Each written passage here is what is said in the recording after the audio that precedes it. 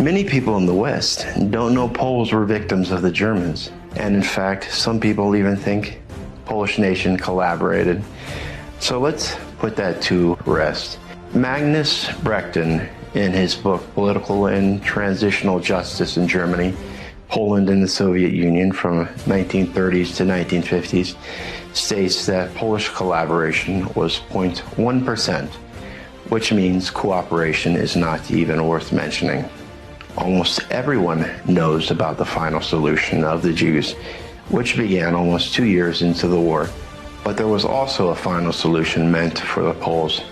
This was called General Plan Ost, the eventual extermination of the Poles, something that was to be extremely horrific and prolonged.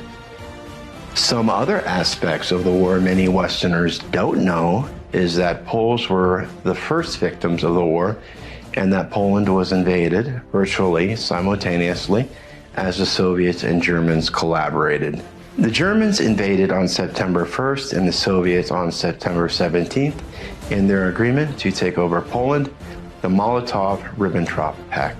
It was soon stated by these nations that neither party will allow on its territory any Polish agitation that affects the other country territory. Both shall liquidate such agitation on their territories in the embryo and shall inform each other about expedient measures to accomplish this. And they started doing this immediately by trying to exterminate any leadership. Soviets deported an estimated over 1.5 million Polish citizens, also with the help of some non-Polish citizens, into Siberia, with many perishing, and the murder of 22,000 Polish officers, and the Germans striking the intelligentsia as well with AB actions and more, and also the persecution of the church. This would not be enough, though, because the Germans' plan was the ultimate disposal of the Poles altogether. In the annexed lands, the goal was complete Germanization to assimilate the territories politically, culturally, socially, and economically into the German Reich through whatever means necessary. This was through Lebensraum, to fulfill Hitler and Himmler's goal for the German people, which meant living space, meaning no room for the Polish people. For the first 2 years of the war in German-occupied Poland, Poles were being murdered at a 9 to 10 higher ratio than the Jews. And Poles were even wearing the Star of David or hiding in the ghetto to avoid roundups. Although when the Jews did become the victims, when the final solution began, Poles took every action necessary to warn the world repeatedly to no avail.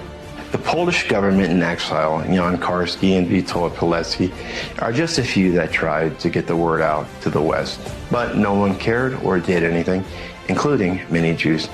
In fact, it was also in Poland that Poles, their whole families, and often the whole village faced the death penalty for aiding a Jew in any manner. This meant even giving a Jew water. There must be a reason for this. It's because Poles were so overwhelmingly helpful to the Jews that the Germans had to put in draconian punishments, and this was only in Poland. Here are some examples why this decree became necessary.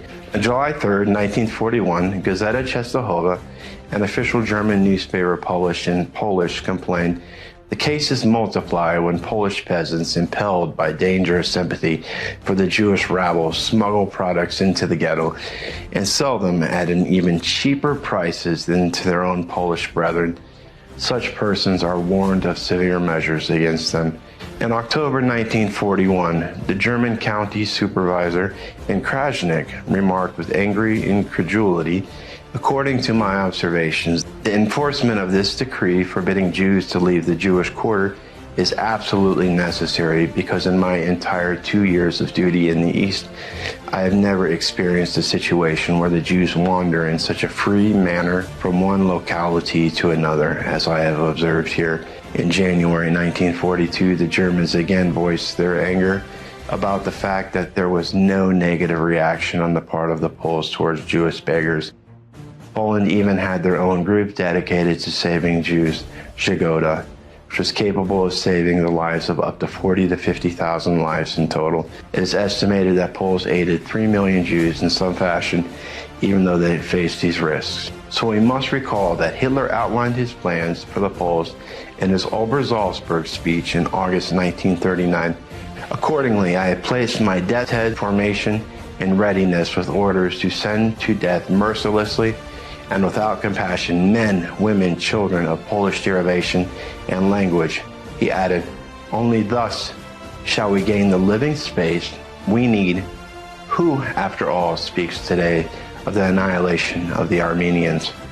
These quotes reflect the hateful Nazi ideology of the German people, and they should be seen as reprehensible and morally repugnant.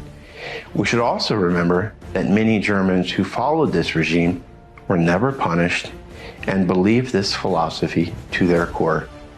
The extermination of the Polish intelligentsia was just the beginning, which was to be the outcome for the rest of the Poles.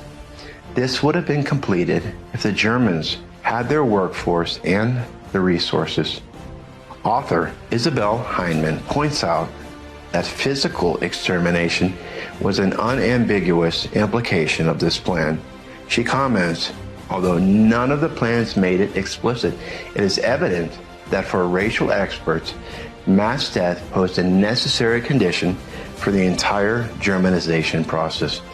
There were some implications for resettlement, but that was just code for eliminating the Poles in time. Ultimately, the plan demanded over 10 years the extermination, expulsion, and enslavement of most or all Poles.